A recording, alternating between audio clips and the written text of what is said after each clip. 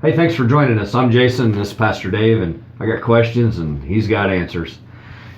Dave, I've had a few people come and ask me questions concerning women's role in the church. And I know that's something that's very debatable and you can go a lot of directions with it.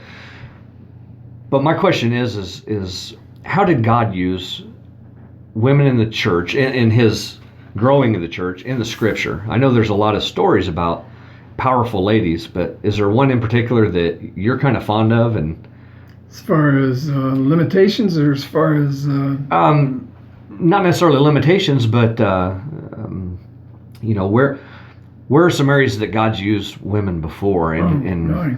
Yeah, I mean, that's kind of broad. Yeah, that's throughout the scriptures. You'll find that women have been used in key moments in deliverance of the nation, deliverance of God's people. Deborah, for one.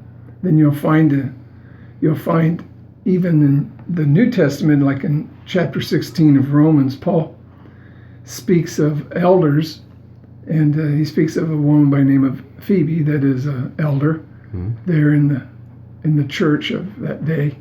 And so actually the scriptures don't prohibit the women being used of the Lord, and it's almost like the Lord underlines that in his resurrection, where the first woman to carry the message was Mary, the Magdalene. She had seen her Lord and couldn't hardly bear the thought of what he had gone through, and he first appeared to her and sent her to send the message to the disciples. So the first evangelist, first bearer of the gospel, was a woman. And so the scriptures speak of an interesting combination of words that we kind of cringe in our days because it's not political correctness. And it's the idea that there's submission and there's authority. And there's this idea of from God to Jesus. Jesus submitted himself willingly to the Father, who's in the position of that,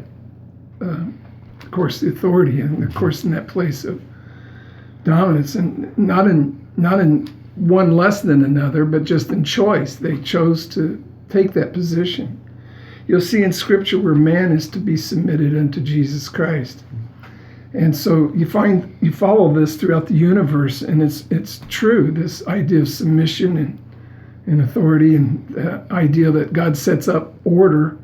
And that's where perhaps women begin to think somehow they're less than what they should be, because women submissive unto their husbands, unto the authority of the church. And Paul says, I wouldn't have a woman teach over men or take authority over men in the church.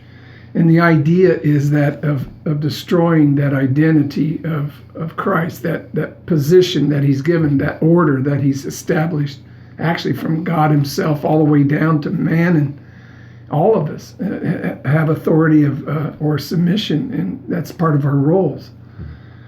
But that doesn't mean we're inferior to one another. It's just simply roles that he's given to the church. It's like an office that we fulfill, that we are to fulfill, in man and woman.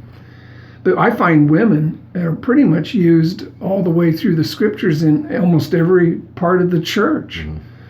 And I would tend to think with Paul that it's in that one place that where a woman will take authority over a man, as far as in a position like a pastor over the church, and men sitting under that, would possibly be the only violation that I'd see in the scripture, or anything that would restrict.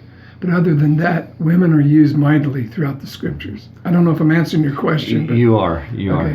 So, that's ultimately what I was hoping Dave would go to, is talking about the different roles that we play. And my encouragement to the ladies would be, and men would be, to find what your role is in the church and walk in it. Walk in it with absolute authority that God's given you. And don't allow anyone to tell you that you can't or you're not worthy, because God's put together the perfect plan for men to have position and women to have also roles to play in position within the church.